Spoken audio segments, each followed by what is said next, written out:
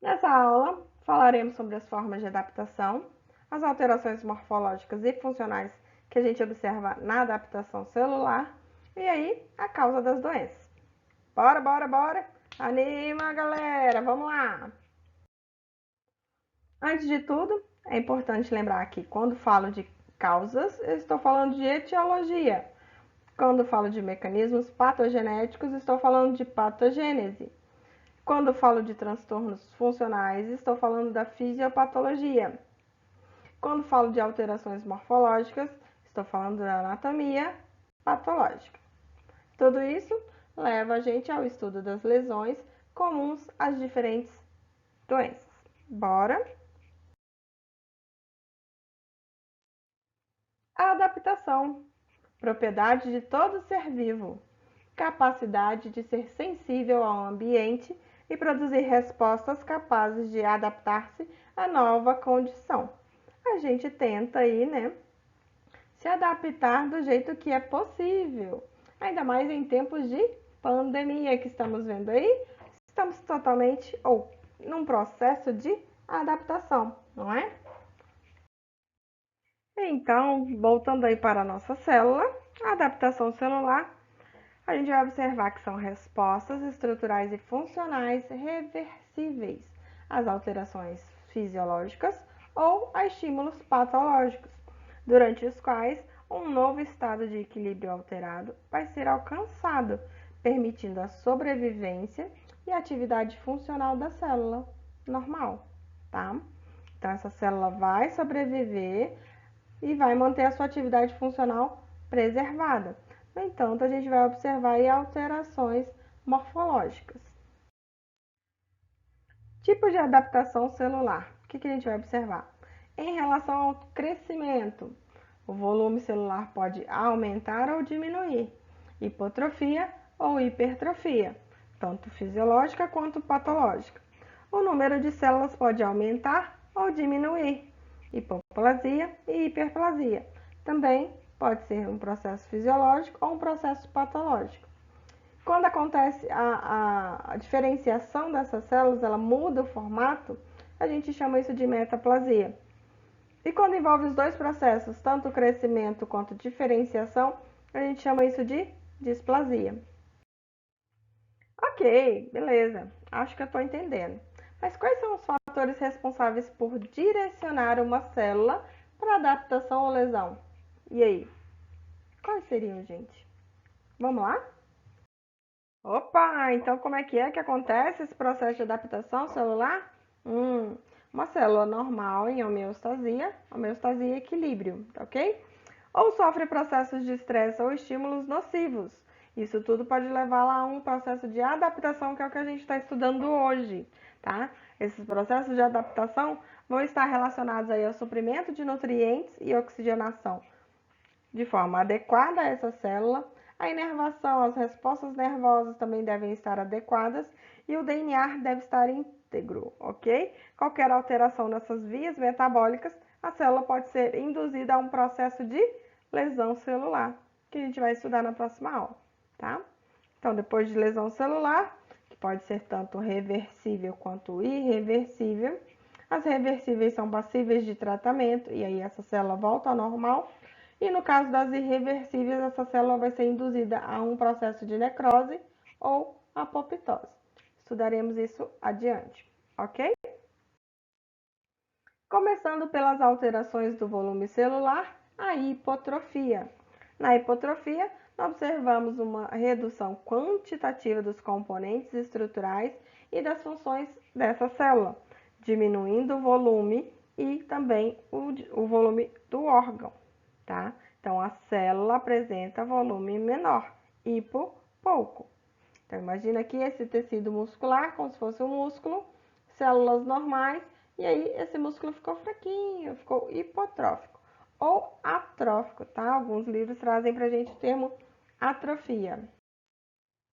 Então, aí a gente vai observar que isso acontece porque aumento da degradação de proteínas celulares, principalmente dentro dos processos no lisossomo e também pelo sistema ubiquitina-proteassomo, que são os mecanismos principais para a degradação de proteína.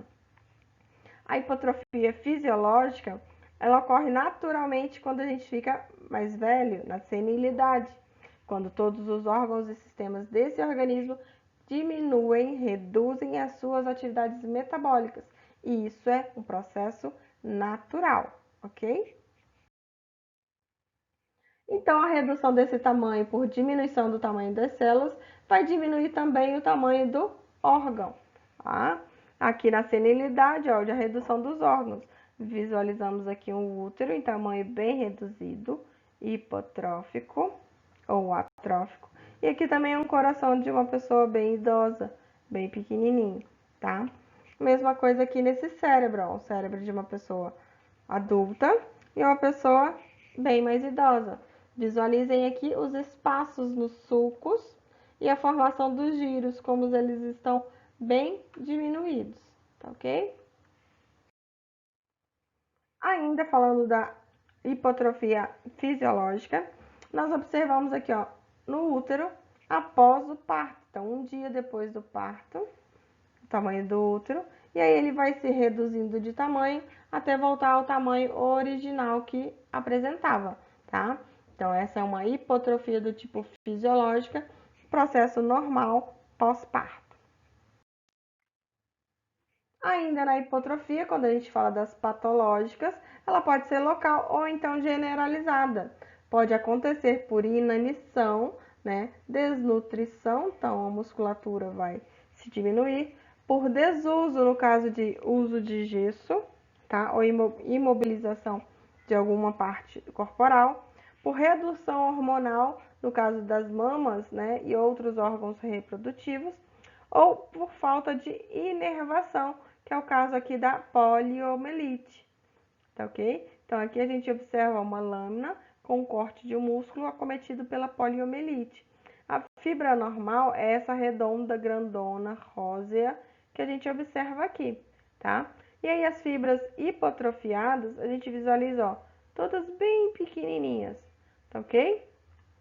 Essas fibras hipotróficas não conseguem, então, atuar, desenvolver aí na sua função convencional.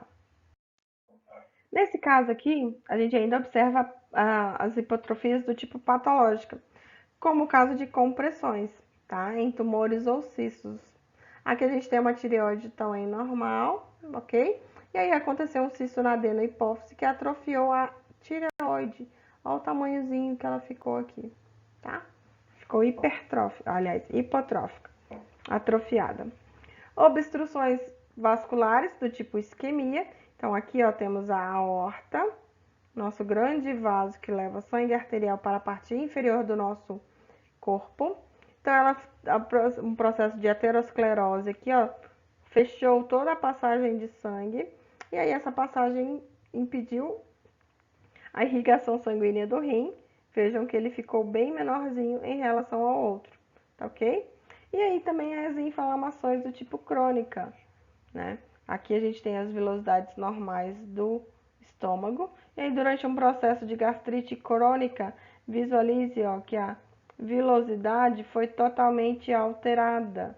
Olha o tamanho dessas criptas, né? Que a gente observa aí na formação dessa parede estomacal, ok? De uma gastrite crônica pode ser formado, então, um processo de úlcera. Aqui deixo para vocês ainda uma lista com as possíveis hipotrofias patológicas, né? Por inanição, desuso, compressão, obstrução vascular, por substâncias tóxicas, hormônios, por falta de inervação e ainda as inflamações crônicas. Na hipotrofia, a consequência vai depender do órgão que foi afetado, da intensidade e também do contexto em que aquilo vai acontecer, tá? No caso da senilidade, as consequências são menores, porque a gente sabe que é um processo natural e aí acontece a redução das atividades metabólicas nos órgãos e nos sistemas. E na hipotrofia localizada vai ocorrer uma diminuição da atividade e da função daquele órgão em específico, tá? Aqui a gente observa algumas imagens. Um rim hipotrófico, ele não se desenvolveu, tá? Aqui um rim em tamanho normal. Uma perna, ó, veja que essa perna normal, e aqui uma perna que passou por um período de imobilização, uso de gesso. Então, a pessoa teve aí a diminuição da massa do volume muscular, tá? Mesma coisa aqui para o cérebro, de uma pessoa senil, uma pessoa mais jovem, um cérebro normal e um cérebro que passou por atrofia em relação à doença de Alzheimer. Nessa imagem, nós estamos visualizando a hipotrofia do testículo. Então, aqui um testículo de desenvolvimento normal, tá? E um testículo atrófico ou hipotrófico. Aqui o mesmo processo. Diminuiu o tamanho da glândula e aqui a glândula em formato normal, ok? Aí a gente visualiza, ó, que todos esses processos vão interferir aí na produção de espermatozoides. Os espermatozoides são produzidos nos túbulos seminíferos. Normais são esses aqui. E esses outros, ó, são os que foram atrofiados, não há produção de espermatozoides nesses locais. Na hipertrofia, vai aumentar o tamanho das células e aí também vai aumentar o tamanho do órgão. Então, lembre-se que a gente tem um órgão do tamanho, e essas células aumentando vão aumentar também o tamanho desse órgão.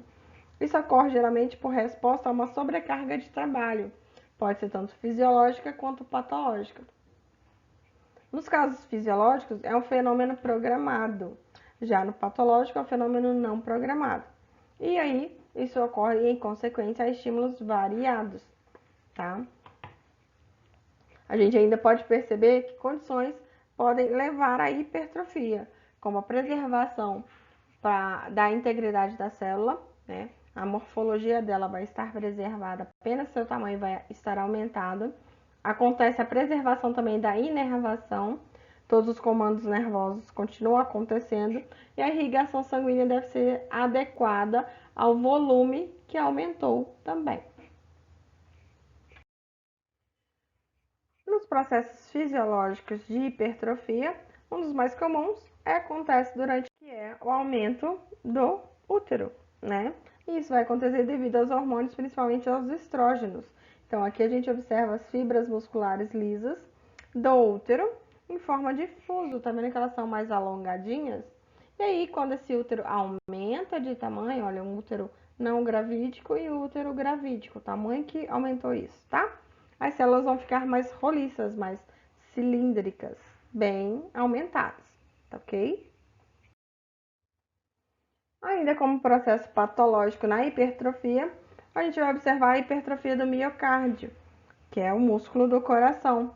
Isso acontece devido à resistência vascular aumentada, ou processos de estenose ou insuficiência valvar. Então aqui a gente tem uma fibra do miocárdio normal, miócito normal. E aí, quando acontece uma lesão, pode haver um processo aí de morte celular. No caso que estamos estudando adaptação, essa célula vai sofrer um processo de adaptação por resposta ao aumento da carga. Esse coração precisa bater muito mais para ejetar sangue muito mais para o organismo. Então, essa fibra vai estar hipertrofiada, vai estar aumentada. Então, verifiquem aqui, ó, a grossura da parede desse coração. O miocárdio normal tem essas constituições aqui da fibra. Visualizem fibras aí bifurcadas, com núcleos mais localizados e a gente consegue observar bem. Já na miocardiopatia hipertrófica, observe o tamanho da fibra, como ela aumentou de tamanho. Tá? Ela deixou de ser fusiforme e ficou mais cilíndrica, mais roliça, tá bom? Então, aqui a gente tem uma hipertrofia, a grossura dessa fibra. E aí a gente vai observar também feixes em várias direções, longitudinais ou transversais, tá ok? E aí vai haver a formação de ramificações anômalas, alteradas. Em vez de serem ramificações bifurcadas, igual observávamos aqui num tecido normal, nesse tecido alterado, verifique que essas ramificações vão acontecer em projeções para vários lados. Ainda do tipo patológico, uma hipertrofia patológica, acontece com o aumento das fibras musculares nos fisiculturistas. né? Devido ao aumento da sobrecarga. Como é que um músculo normal aumenta de tamanho? Malhando muito, tá? Então, os caras, para terem aquele vibração fortão, tem que fazer exercício cada vez mais aumentado de sobrecarga, porque isso é que vai levar à promoção do aumento do tamanho dessa fibra. O volume da fibra vai estar aumentado. Outro exemplo de hipertrofia patológica acontece na musculatura de órgãos ocos, como no caso da bexiga ou então do intestino. Aqui eu trago para vocês uma hipertrofia vesical da bexiga. Isso aconteceu devido a essa hiperplasia da próstata. Essa porção inferior aqui, ó, é totalmente a formação da próstata.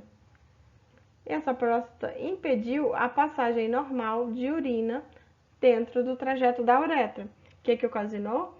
A parede da bexiga teve que suportar cada vez mais o volume urinário e para isso ela se espessa, aumenta a espessura das fibras musculares lisas que constituem essa parede da bexiga. Aqui ó, a gente consegue observar ó, a grossura como isso ficou, ok? E aqui é o espessamento dessa parede, olha a grossura que está essa parede vesical.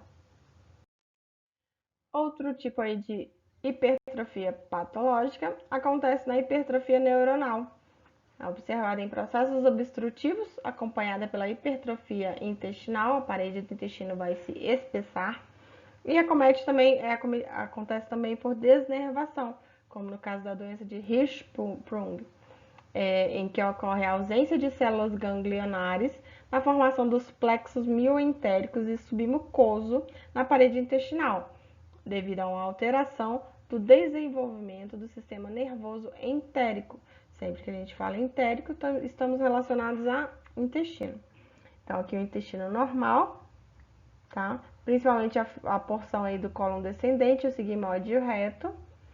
E aí, na formação dessa doença, o que vai cometer? O cólon descendente e o sigmoide, eles vão se apresentar caracteristicamente inchados, né? Devido a essa alteração na inervação e na formação desses plexos mioentéricos. A hipertrofia, então, é o aumento dos constituintes estruturais e das funções celulares, aumenta o volume da célula e do órgão afetado. Hiper, excesso, além, trofos, nutrição, metabolismo. Então, vai aumentar, vai haver um excesso de metabolismo acontecendo nessas células. O fornecimento de oxigênio e nutrientes deve suprir o aumento dessas exigências dessas células que estão crescendo. Essas células devem ter organelas e sistemas enzimáticos íntegros funcionando. Essas células lesadas, elas não conseguem aumentar de tamanho. Por isso que falam aí que para crescer o músculo tem que comer bastante, porque as células têm que estar funcionantes, tá? E aí deve haver um estímulo nervoso normal. No caso das células musculares, se não houver a inervação, a musculatura não hipertrofia, porque eu não mando comando nervoso motor para que aquele músculo se contraia e relaxe, ele não vai aumentar de tamanho. Então, hipertrofia é uma adaptação à maior exigência, à maior sobrecarga de trabalho. Musculatura do útero, miocárdio, musculatura esquelética, musculatura lisa de órgãos ou hipertrofia de neurônios. Aqui, alguns casos de hipertrofia. O rim no tamanho normal e o rim hipertrófico, ele teve que trabalhar mais do que esse daqui. No coração, como a gente falou, o aumento da parede cardíaca. Olha como esse ventrículo esquerdo aumentou de tamanho incrivelmente, ok? E aí na musculatura esquelética, ó, a fibra muscular aumentando de tamanho aí na hipertrofia muscular esquelética. Veja aqui nessa imagem um coração normal. Então, para a gente entender, átrio esquerdo, átrio direito, ventrículo esquerdo, ventrículo direito, tá? E o septo interventricular. Olha a espessura dessa parede aqui, como a gente consegue observar na imagem. Agora, observe a diferença nesse coração hipertrófico. Olha a espessura desse ventrículo esquerdo. Olha a grossura dessa parede aqui, tá? E aqui no ventrículo direito. O que aconteceu? As fibras musculares cardíacas aumentaram de tamanho, de espessura. E aí, o espaço interno para bombeamento de sangue fica prejudicado, tá? Fibras normais, miócitos normais, né? A fibra cardíaca normal e a fibra cardíaca já hipertrófica. Visualize como ela aumenta de espessura em comparação a essa.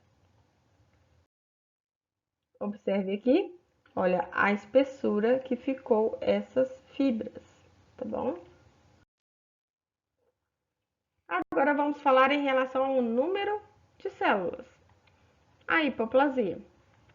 Na hipoplasia, a gente observa uma diminuição do volume de um órgão ou de um tecido, que aconteceu porque diminuiu o número das células que formam aquele tecido, tá? Isso acontece comumente nos processos de embriogênese, devido a defeitos na formação, como na hipoplasia pulmonar, hipoplasia renal. Após o nascimento, com a diminuição do ritmo de renovação celular, ou então o aumento da taxa de morte celular. E aí eu vou ter uma diminuição no volume de células de um determinado tecido. E de forma fisiológica ou patológica, esses processos podem acontecer, tá? E aí a gente observa que pode ocorrer juntamente com a hipotrofia na senilidade, devido ao aumento da apoptose. Então, na senilidade, está ficando mais idoso a pessoa, o que a gente vai observar? As células vão diminuir de tamanho, como também vão aumentar a apoptose e aí vai diminuir o número de células. Na hipoplasia fisiológica, a gente observa nos processos de involução do timo, que acontecem durante a puberdade, e também na involução das gônadas, que acontecem no processo do climatério. O timo é uma glândula localizada sobre o coração, no mediastino.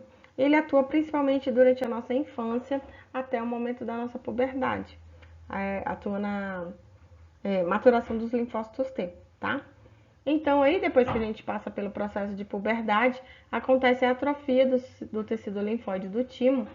E aí, com esse processo, a hipoplasia dessa glândula também ocorre, tá bom? Na hipoplasia do tipo patológica, a gente observa na formação das hipoplasias da medula óssea, que a gente observa nas anemias hipoplásicas ou aplásicas, falta de células da medula óssea. São processos do tipo reversíveis, no entanto, as congênitas não são reversíveis e aí precisam de transfusão de medula óssea, tá? Então, essa medula óssea, ela deixa de produzir corretamente células sanguíneas. Ainda na hipoplasia, ocorre uma diminuição da população celular de um determinado órgão ou parte de um corpo, né? A estrutura afetada fica menor e menos pesada do que a normal. Pode ocorrer durante a embriogênese, no caso da má formação de órgãos, ou então após o nascimento por diminuição do ritmo de renovação celular, ou por aumento da destruição das células, ou então pelos dois processos ao mesmo tempo. O termo aplasia, do grego ausência, né, o A de ausência, é muito usado como sinônimo de hipoplasia, mas não está correto, ok? Então, aplasia não é o termo correto aqui para o nosso estudo. Nós vamos dizer sempre hipoplasia. A hipoplasia fisiológica acontece na involução do timo, como a gente já falou, durante a puberdade e na formação das gônadas no climatério. Então, aqui a gente observa a glândula do timo sobre o coração e aí depois que a gente passa pela puberdade, essa glândula ela se transforma num saquinho fibrótico, acumulando apenas gordura, não tem mais função nenhuma. No tipo patológica da medula óssea, como a gente já falou, devido a acometimento por agentes tóxicos, como infecções, pode surgir uma anemia aplásica. que o correto seria dizer anemia hipoplásica, por ausência de células, né? Ou diminuição na produção do número de células. E aí a gente vai ter a redução dessas células sanguíneas.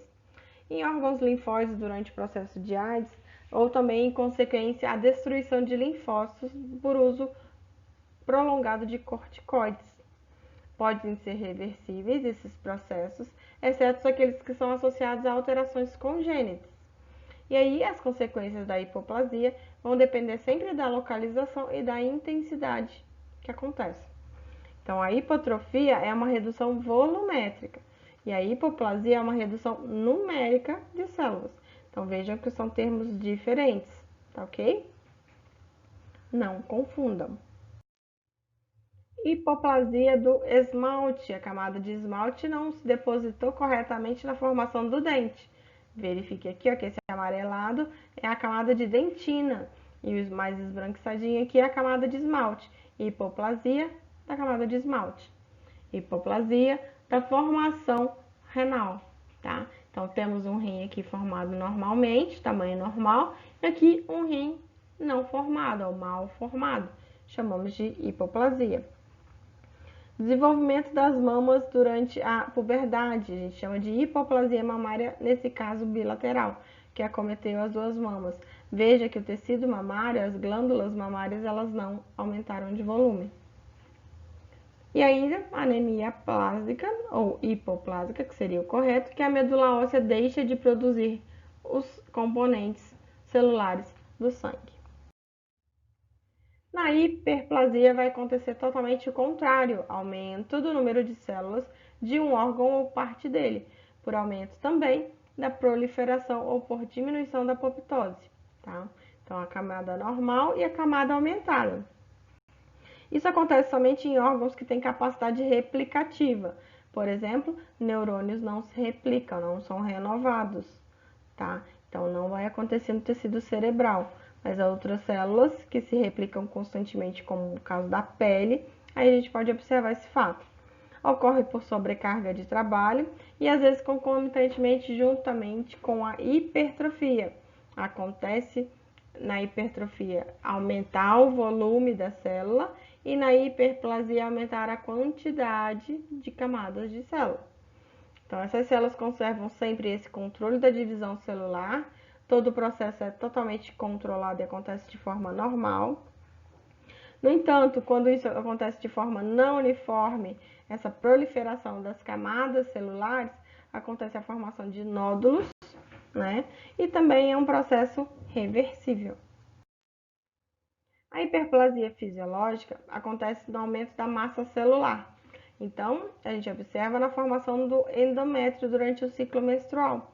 O estímulo hormonal ovariano vai levar à proliferação desse tecido endometrial. Aqui a gente observa a hiperplasia endometrial. Vejam como aumentou tanto a formação dessas glândulas endometriais aqui, propícias para a anidação de um embrião nessa camada do útero. Então, acontece a menstruação, esse material todo do endométrio ele vai se descamar e vai se desprender da cavidade uterina. Depois, por estimulação hormonal, esse material começa a crescer novamente, fica totalmente propício aqui, ó, a anidação de um embrião. Se não aconteceu fertilização, não tem embrião, esse material vai ser totalmente renovado, descamado e jogado fora durante o processo menstrual. Outra hiperplasia fisiológica que a gente observa é o aumento da demanda funcional, no caso de estímulos hormonais, no útero durante a gravidez e também nas mamas, na formação da puberdade ou então em lactação, tá? Então, o útero vai aumentar de tamanho, não só pelas células aumentando, ficando hipertróficas, como aumentando a quantidade de células também na parede uterina. E na glândula mamária, durante a amamentação, vai haver a formação de novos ductos mamários aí e novos ácidos para a produção aí de leite. Na hiperplasia do tipo compensatória, acontece o quê? O aumento da massa do tecido após ressecção parcial ou por lesão, tá? Isso acontece bastante no fígado, quando ocorre uma hepatectomia parcial, a remoção de uma parte do fígado. Então, o restante dessa peça do fígado, ela vai fazer uma compensação, então uma hiperplasia compensatória. E no caso do rim, quando acomete a nefrectomia ou lesões num outro rim, o rim que permanece, ele vai compensar a forma do outro que não consegue trabalhar. Alterações no número ou no arranjo de células novas, neoformadas, e acontece também a regeneração hiperplásica dos hepatócitos durante a cirrose hepática. Então, observe aqui a regeneração hepática macronodular. Esse tecido está tentando se regenerar, aumentando de tamanho, aumentando o número de células, e com isso acontece a formação desses nódulos. Na hiperplasia patológica, onde a gente observa a hiperestimulação hormonal, a gente vai observar uma hiperfunção da hipófise, que são as glândulas-alvo que entram em hiperplasia. Então, se a hipófise está trabalhando demais, as outras glândulas que são alvo desses hormônios podem aumentar aí em quantidade de número de células, acarretando na hiperplasia. Adenomas ou hiperplasias da adenohipófise geram a hiperplasia da glândula suprarrenal, acometendo a síndrome de Cushing, E a produção excessiva de hormônio estimulante da tireoide provoca a hiperplasia da tireoide. Se eu estimulo muito a tireoide, é óbvio que o tecido vai crescer. E o aumento de estrógenos circulantes vão resultar na hiperplasia das mâmalas ou também na hiperplasia do endométrio. Então, nessa hiperplasia, o que a gente vai observar? Aumento da taxa de divisão celular com maior número de células, do grego plasis, formação. Aumento do número de células de um órgão por aumento da proliferação ou por diminuição da destruição celular. Eu aumento a proliferação e não aumento a destruição, a renovação dessas células, eu vou ter mais camadas, cada vez mais camadas desse material. A hiperplasia só acontece em órgãos que contêm células com capacidade replicativa. O órgão fica aumentado de volume e também de peso. Ocorre o aumento na síntese de fatores de crescimento e dos receptores para esses fatores de crescimento, além da ativação de rotas intracelulares de estímulo à divisão celular. Então, nessa hiperplasia, ela também é um processo do tipo reversível. Se a causa for eliminada, o número de células também volta ao normal. São necessárias condições normais, como o suprimento sanguíneo, integridade morfofuncional das células e a inervação, para que essas células aumentem aí o seu processo de divisão celular, e é causada por agentes que estimulam funções celulares, sendo também uma forma de adaptação das células a uma sobrecarga de trabalho, como acontece lá no aumento da musculatura esquelética, no caso da hipertrofia, juntamente com a hiperplasia. Então, a gente pode observar que os dois causam juntamente esses dois processos. A hiperplasia fisiológica na parede do útero, como a gente já disse, durante a gravidez, e nas mamas, no crescimento da mama durante a puberdade ou na lactação, tá? Então, aqui a gente observa a formação de um ácido, ok? E o ducto para a produção, para levar esse leite produzido para o lado externo da glândula. Aumento do endométrio, né? Durante também o período de ovulação. Aqui, como a gente já comentou, a hiperfunção da hipófise, as hiperplasias inflamatórias e também o aumento de reprodução celular, considerado como uma lesão pré-neoplásica, tá? Então, alguns processos de neoplasias, que a gente vai estudar, que é a pré-formação para o câncer, podem ser observados aí com um aumento de reprodução celular significativo. Então, isso é um risco maior para surgir e desenvolver um tumor.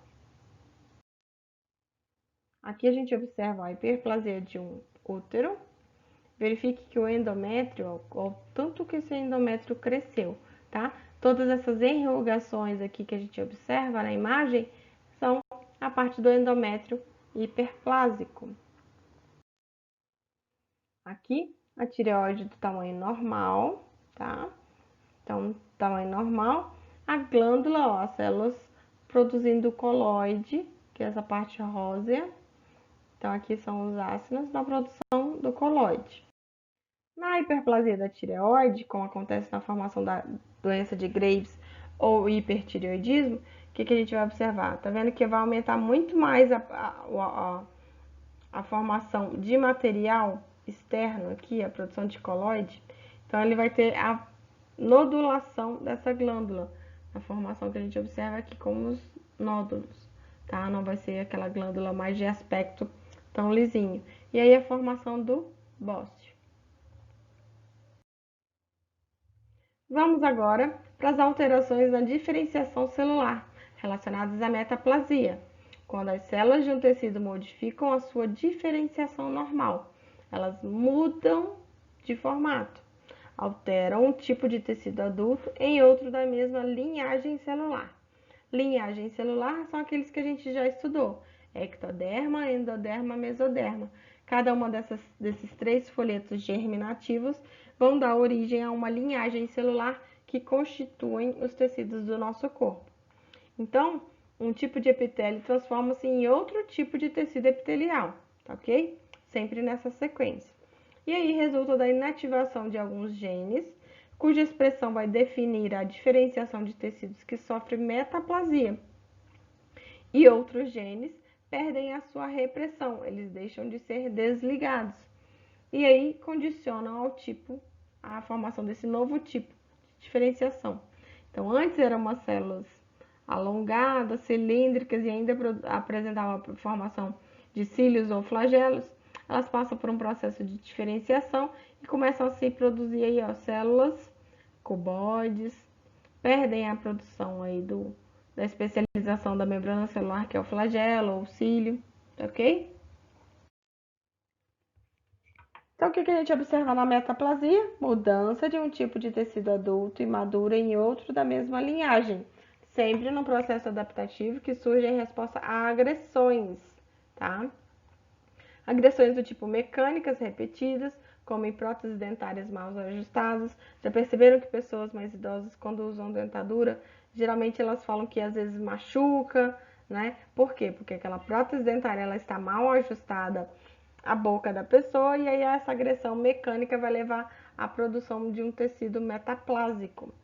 No excesso de calor, né, exposição por calor prolongado, principalmente no epitélio oral da boca e o esôfago, em alimentos muito quentes, ok? Pessoas que tomam muito chimarrão quente demais, eles têm tendência muito mais aumentada a desenvolver tumores na boca ou no esôfago.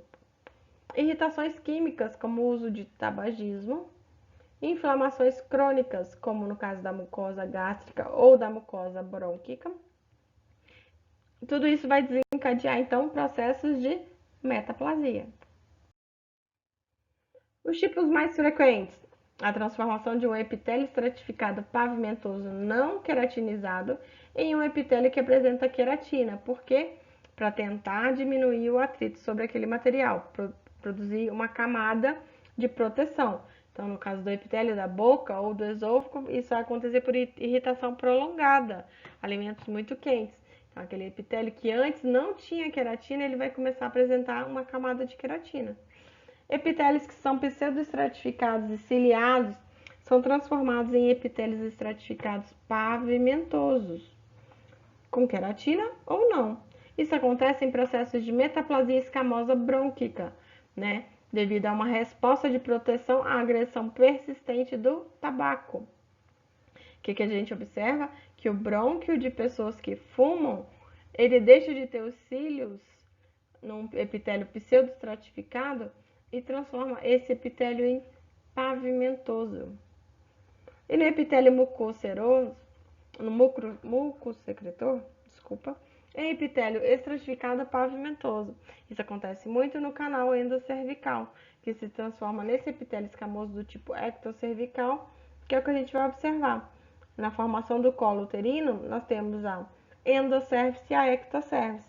A ectocervice é o lado externo do colo uterino que vai estar em contato com o pênis durante o ato sexual. É uma camada mais resistente que deve resistir aí ao atrito durante o ato sexual.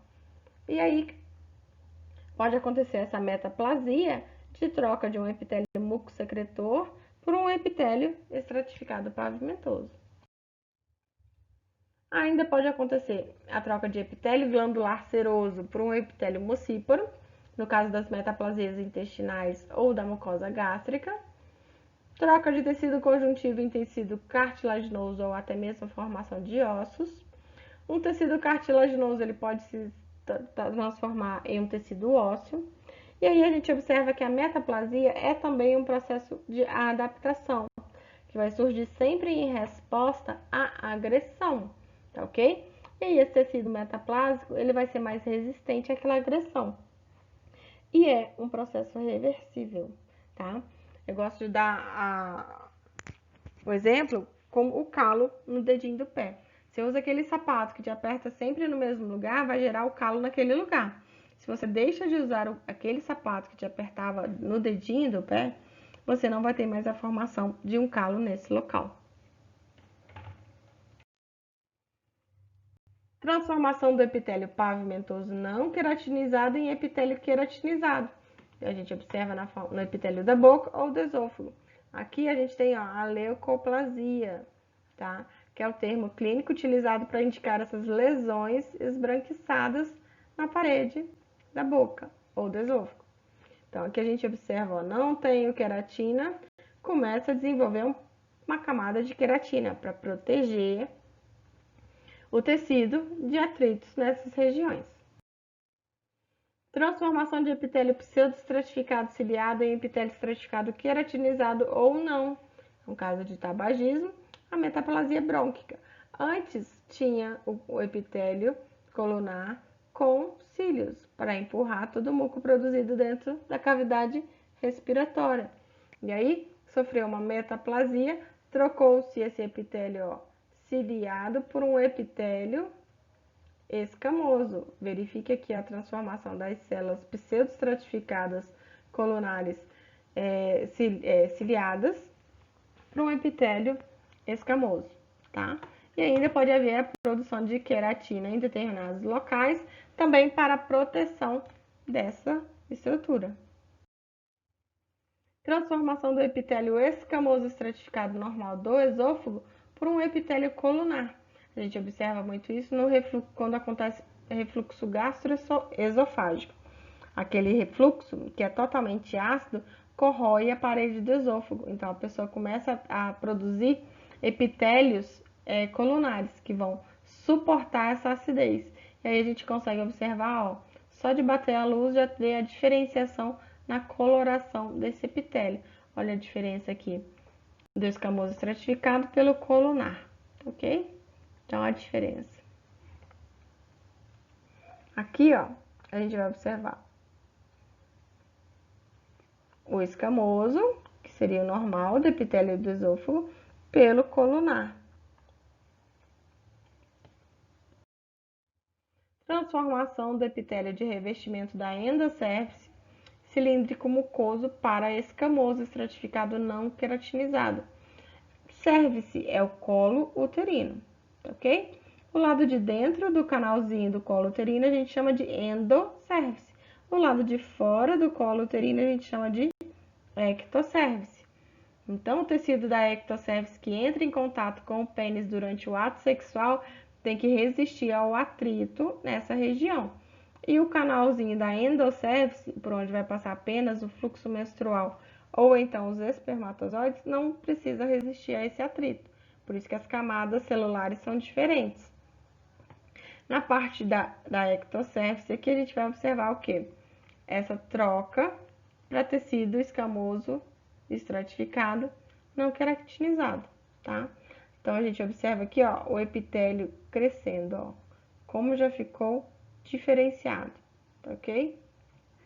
Aqui, ó, como ele é normal, epitélio cilíndrico normal, ele começa a produzir um epitélio estratificado escamoso, várias camadas de células escamosas.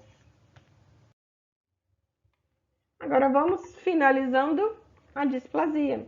Na displasia, o que a gente observa? Tanto alterações no crescimento quanto na diferenciação celular.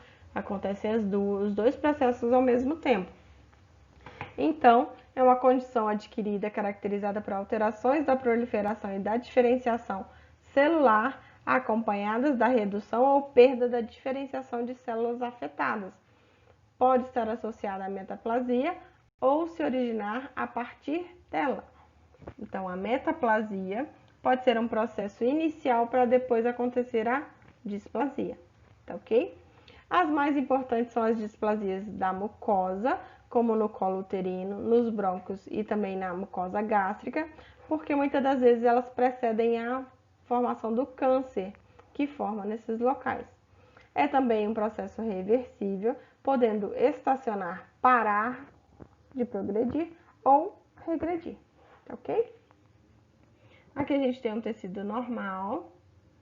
Quando acontece a displasia, aumenta a quantidade de células e também acontece a diferenciação dessas células, elas já não são iguais às células normais que compõem esse tecido, tá? E aí, conforme essa proliferação e diferenciação vai se aumentando, começa a produção aí, então, a diferenciação para a formação de um carcinoma, que é todo esse processo aqui. A displasia é quando há proliferação celular autônoma e redução ou perda da diferenciação. Dis, né, significa imperfeito, regular. Então, displasia, eu teria esses tecidos aqui, e aí ele começa a se formar de forma irregular. Tá? A OMS traz pra gente como a displasia em epitélios com a denominação para neoplasias intraepiteliais de baixo ou de alto grau. Isso vai acontecer conforme a intensidade e a extensão das alterações celulares. É o que a gente classifica como NIC, neoplasias intraepiteliais cervicais, tá bom? Quando a gente estiver estudando câncer, a gente precisa relembrar dessa parte. Então, quanto mais grave for a lesão, maior vai ser o risco dessa lesão evoluir para um processo de câncer no futuro. A displasia de um tecido normal para um tecido anormal. Veja que o arranjo, a arquitetura desse material é mais ou menos organizada no normal. E na displásico, material displásico, tem toda essa alteração ó, no arranjo e na organização celular. Aqui a gente tem células do epitélio normal, ok? Verifica que a célula tem o citoplasma e tem um núcleozinho bem diferenciado, que a gente consegue observar aqui nessas células, tá? Essa célula aqui, ó, é uma célula displásica, porque ela diferenciou o formato, tá? E a formação do núcleo dela também está totalmente diferente, além da quantidade do volume de células. Aqui no processo da cervix, como a gente já tinha comentado, o colo uterino, observado aí diante da cavidade vaginal. Esse é a ectocervix. E aqui nesse processo aqui, a endocervix. A ectocervix tem células diferentes da endocervix. E quando acontece a displasia, as células da endocervix começam a se diferenciar e proliferar aqui no tecido da ectocervix. Queridos e queridas, essa foi a nossa aula de hoje, uma aula até um pouco longa, né? Eu concordo. E aí lembre-se que o seu sucesso é sempre a soma dos seus pequenos esforços repetidos dia após dia, tá ok? Então lembre-se, se você estudar pelo menos um pouquinho todo dia, é certeza que você vai se dar bem, tá ok? Nossas bibliografias para a aula de hoje. Lembrem-se de estudar e qualquer dúvida, qualquer coisa, me procurem, tá bom? Beijos, até as próximas aulas.